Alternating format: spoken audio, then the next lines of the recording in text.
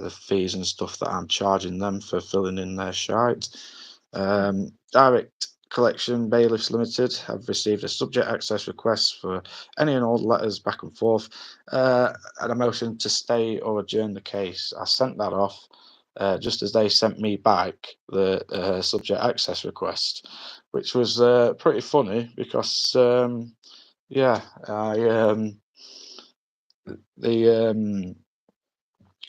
the stuff that they'd sent me, and then I questioned them again, saying, "Is this absolutely everything? Are you sure?"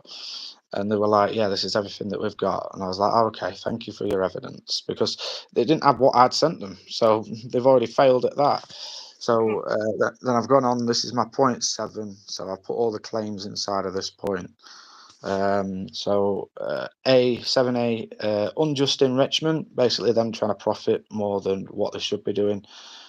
B, breach of statutory duty under Companies Act 2006, Section 171, which means that the companies, this is rate gold, this is for the stuff that I do, under Section 171 of the Companies Act 2006, they have to abide by their constitution and their articles of association.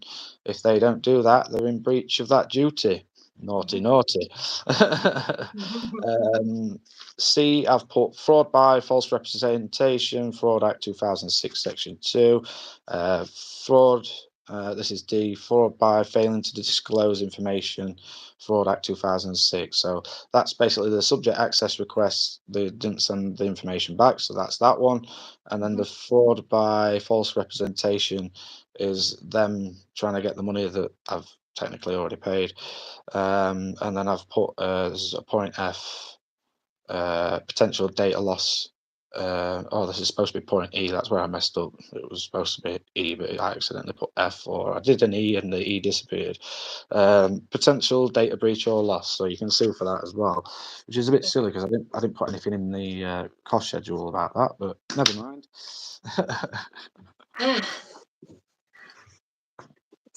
Yeah, there's a lot to unpack with that too, isn't there, sir? So in the first instance of paying or endorsing back a bill, Yeah. am I right in stating that any bill that we receive with the name of our person in the mail is legal tender, that if we know how to endorse it back correctly, it's a use of simple words, isn't it? But it's getting the right words in the right order, and knowing that you're expressing that the pen has more value, that the handwritten word has more value than the printed word.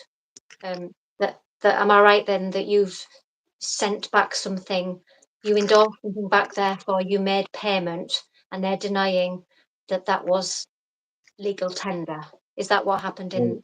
It's not the term legal tender. Legal tender is Bank of England notes and coins. That's legal tender. Is it So actually coin? So it's not money. yeah. But I think it's just that I remember during the Brandon course, Yeah. he referred to tendering a payment. That you start to understand that paying something is that you tender the payment, and that the Inland Revenue or the IRS are simply waiting for that process to be. They're waiting for the return to sender, aren't they? That they don't tell you that that's what they're doing, but once you learn that that's what we do with a bill, we send it back and make sure that the recorded delivery of that proves that we know that it was tendered, that there are no games left for them to play, that they would have to accept that as payment. They'd either have to accept it or they'd have to dishonour it. So the stuff with these companies, they don't know Bills of Exchange Act. They don't know that they have to dishonour it. They don't know they have to send a notice of dishonour and tell you the reasons for that. If they don't do that and just say, "Oh, sorry, we don't accept this type of payment," like, well, there's my proof in that you haven't dishonoured it correctly. Okay. So these bailiff companies that are kind of working for the court, Yeah.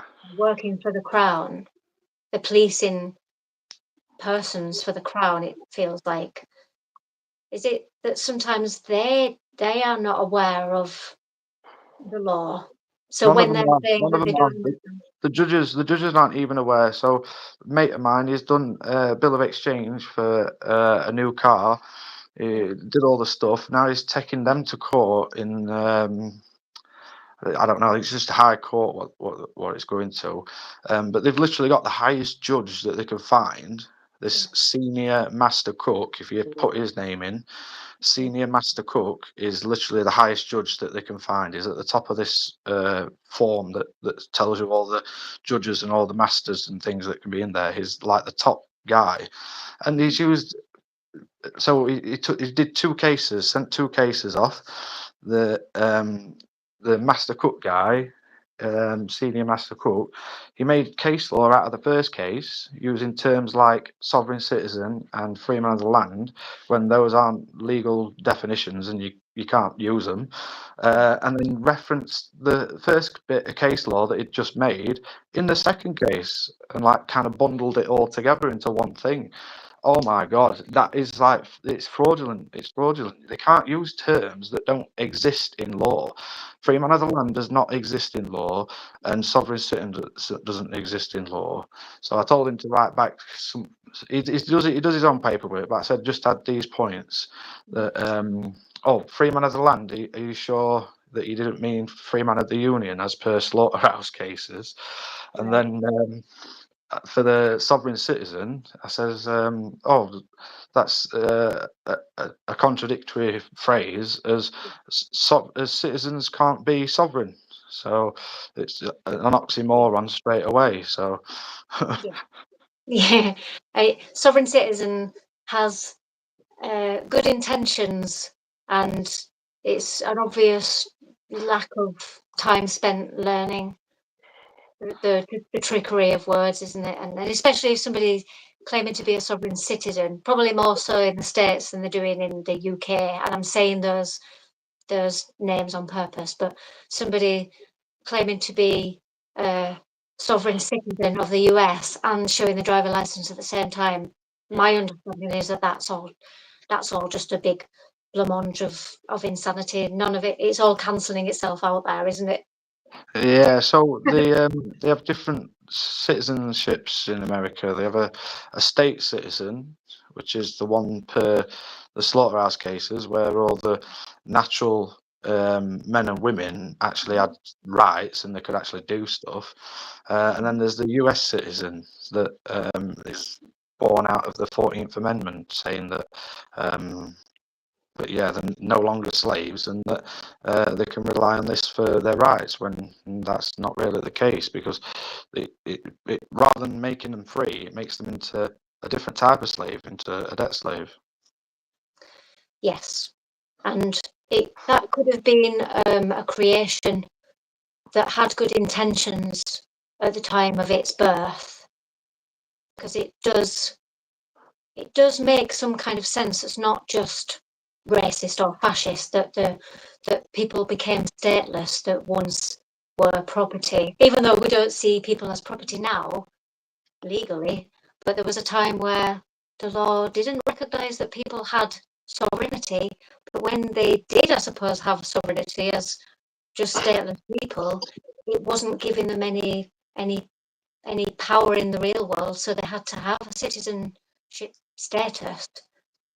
So Yeah, somebody can research that, can't they, through the 2.0 course, that yeah, which is pretty much how you and me. That's how I found you, really, through the Richard Verb's interview that you did. yeah, Um, yeah. and I think there's still a lot more people that, spreading the word about what Brandon Lee Williams has done is going to help people. What I'm interested in, though, is all of that knowledge that Brandon unpacks from from the perspective of being an American, and then recognizing what a state citizen actually is. Yeah, because that obviously has some power and some weight to it. You don't need a license, or you can't have a license under penalty of perjury once you understand. So I guess, right, my question is, for people like you and me that live in England, rather than saying that we reside in the UK, what's the lawful equivalent? Do we have something in England that's like the equivalent of the slaughterhouse cases? Because everything sounds like all the states, the 50 states, sound like they're all little Englands. That's exactly how Brandon explains it. There's a short on his YouTube. I might have pinched it off him. I might have pinched it off of one of his longer videos and put it on the YouTube channel. But yeah, he explains that all the states in America are equivalent to all the Magna Carta states that existed over here, and that's how the United States of America was born. That they basically took our laws and constitutions and all the good ideas and stuff that we had, and then swapped it and took it over there. This is the same with the UCC, the Uniform Commercial Code, for specifically UCC 3, which deals with bills of exchange and promissory notes. Essentially, the UCC 3 is the bills of exchange 1882, but codified and made more straightforward and simple and not old English. Could an English man or woman cite or reference UCC 3 to back up their situation in any court in this country?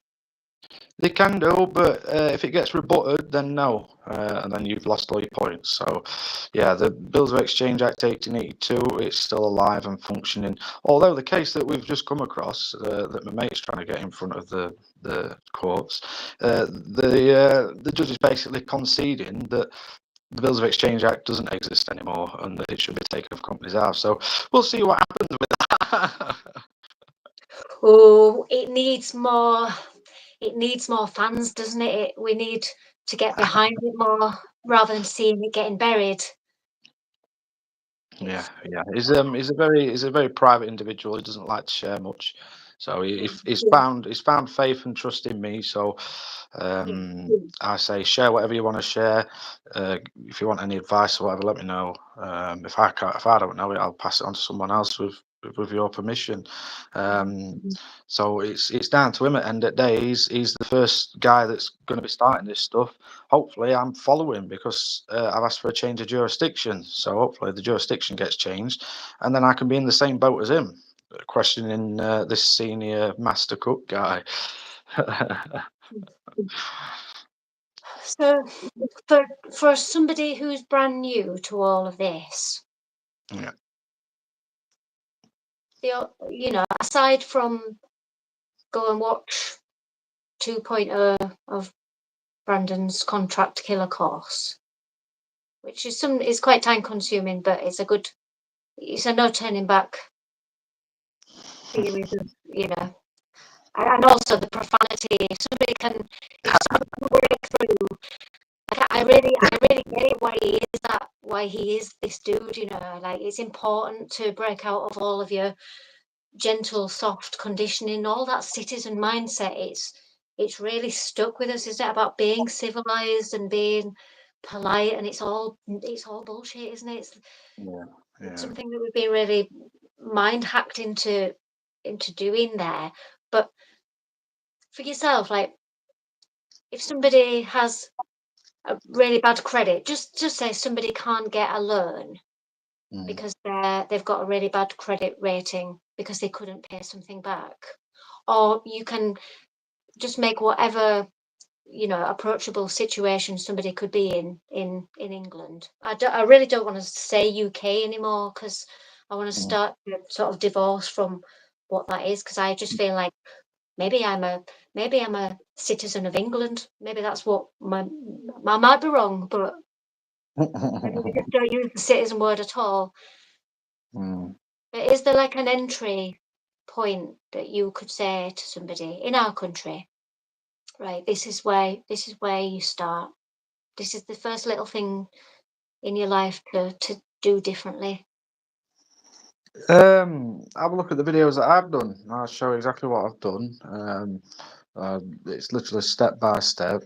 Um, Believe it, don't want to believe it, that's up to you. I got confirmation back from Yorkshire Water saying how much you've paid since your last bill. The only way that I paid them is using a bill of exchange. So if I paid something on my last bill, then it must have been paid with a bill of exchange, because there's no other way that I paid them. I ain't sent them any Bank of England notes or any direct debit transactions or anything like that. Same sort of thing with the council, but they didn't want to say it. Yeah, it's keeps going on. Hopefully, I hear something off this DCBL, and then I can get into a court and start bringing claims. I'm going for damages for £11,111. And is this just, well, not just, but is this up to you as a living man to decide your fee for the inconvenience? In a way, yeah. The judge or whatever, the court doesn't have to award full damages. It can award partial damages, so they might take the personal bit where I've put like stress, anxiety, lack of sleep. That's bills most of the area for the damages part. So yeah, it'd be tricky. But even if they don't want to give me claims for personal damage and injury and doing that, they've still suffered me a tort. I still have to take my time up and respond to them. So they still owe me money, but specifically because they didn't do the final notice and say, "Oh, we're going to think of taking you to court if you don't send us any payment." The One Stop Money Shop, who were also trying to take me to court, they followed the protocol, so they told me that they were going to be taking me to court. So I just let that tick on, wait for the letters to come through for the court, and now I've got them because the One Stop Money Shop committed fraud because they set up the original direct debit. I paid them one time. That's classed as consideration. Then I cancelled the direct debit for the second payment. I think the second payment came out. I challenged it with the bank. They gave me the money back, cancelled the direct debit, and then it had got reinstated. I didn't tell them to reinstate it. That's fraudulent. They're setting up direct debits without my say so. Don't matter if the previous direct debit was one that I agreed to. They're talking about a brand new direct debit. It comes with a new number. They just went, oh, set it up again. Which is fraudulent. So I've got them under that as well. So good luck to them. And they can't even use the correct grammar and words in the right places on their claim forms. So they've got an absolute numpty dealing with all their legal stuff, which is going to be funny. I bet they can't wait. Probably the next couple of days, I'll be sending through all the evidences and everything to the court, and then you have to send a copy to them as well. Yeah, funny stuff. Oh, how do you feel about going to court and representing you? I'll probably get steamrolled, and they'll probably just be like, "Yeah, no, you can't do that, sir," and all this other stuff. But I'm bringing claims, and everything that I'm using is based on the law. So I'll be like, "Well, sorry, judge, but I think you're unfit to be in that position as you're not actually abiding by the law." And the judge has to abide by what's called canons. So the judge has canons and maxims and principles that they have to judge upon. And I'll just fucking say, well, you're failing. You're a failed judge. You're not sticking to your maxims. You're not remaining impartial. Um, and yeah, you're not actually judging the case on what's in there. You're just steamrolling me and doing whatever you fancy. And then I'll be like, well, there's no longer a place in this country for judges like you. So if you'd like to step down, that'd be great. Yeah, indeed. And when you go into court, and one of the first questions that you are likely to be asked is, "Are you Richard?" and then your surname. How will you respond? Well, they don't need a surname, do they? Because it's not actually my name. I'm just Richard. Um, and if they try and say Mister, I'll be like, well, I didn't choose that title. That title got bestowed upon me. You're not allowed to bestow titles upon people if they don't agree with them. Which is quite funny because this company called Ucash is trying to chase after me, and somehow they've managed to get my TSB account, which is instead of it being under a Mister, it's under Abbott, which is part of the clergy. So Oh, technically, really? Wow. yeah, technically I'm a clergyman, and somehow they've managed to find that account and start writing to that, even though that wasn't the account that took out any of the stuff. Do you mean that they have opened an account calling your person an abbot, or that you did it yourself? I did. I chose the Oh, option. So under the Mister bit, you yeah. drop down and there's like loads and loads and loads of different options, and then it said Canon. I was like, oh, go on then, Canon. Click that, and then yeah, I'm an Abbott now, Abbott Ashmore. Oh, I mean, it's it's going to be so exciting when there's more people interested in knowing what this all this about and being interested in litigating. That's the Um, fun part. That's the fun part. But yeah, so, I'd advise anyone don't fucking do shit if you don't know what you're doing, because you're just going to yeah, cause yourself way more stress than what's needed. I only took this on because I'd spent like 10 years previous learning all this type of stuff, so I had a fairly good idea of what I'd be doing and the type of processes and stuff that I'd be going through. yeah, I know it has to come from a very internal place within yourself, doesn't it? Rather than asking somebody, you can't really outsource your power on this one and get legal representation. It kind of misses the point, doesn't it? Yeah, yeah, that's it. Yeah, you're supposed to stand for yourself. If you hire a solicitor or an attorney or a whatever barrister, they all fall under the bar association. So basically, what you're saying is that you're actually an adolescent or of unsound mind, and you can't actually do anything for yourself, and you need someone else to do it for you. Um, and if you do that, then they can say whatever and do whatever they want. But if you stand as a, well, there's quite a few names for it, but I think I put sui juris, SUI space JURIS, sui juris, basically meaning that I'm litigating for myself and standing for myself. Yeah.